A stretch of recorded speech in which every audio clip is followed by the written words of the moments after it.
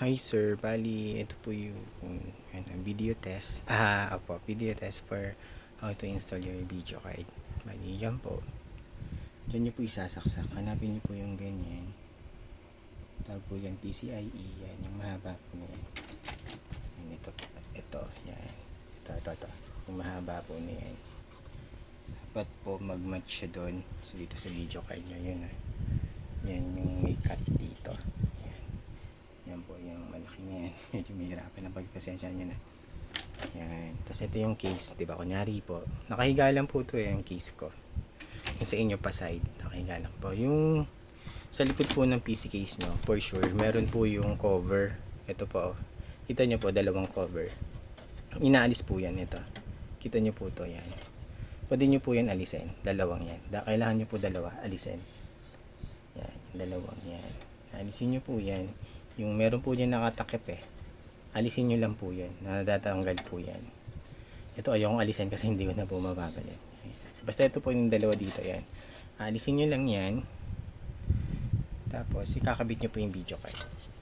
Teka lang, position ko lang itong cellphone ko. Teka. Yan siya na.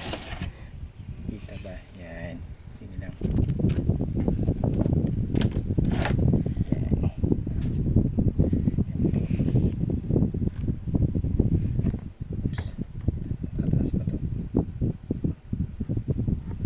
Sakit na pala. Videos. Nagla ko ng patungan. Para mataas. Sakit taas naman.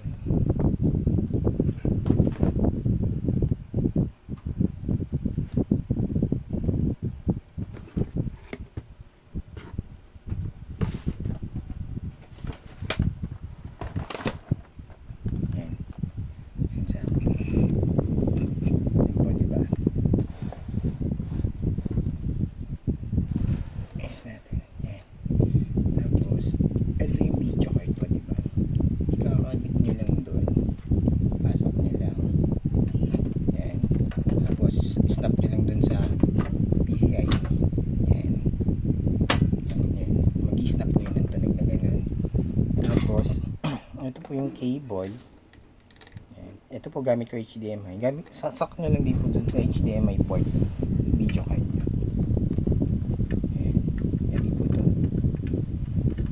Saksak nyo lang. Yan, sa video card po Yan, okay. Nasaksak nyo na.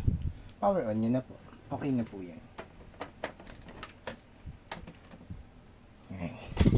Power on ko na. Yan. So, yun na lang po. Ganun lang po kadali. Tapos, yung driver nya, mag-automatic install naman po yun.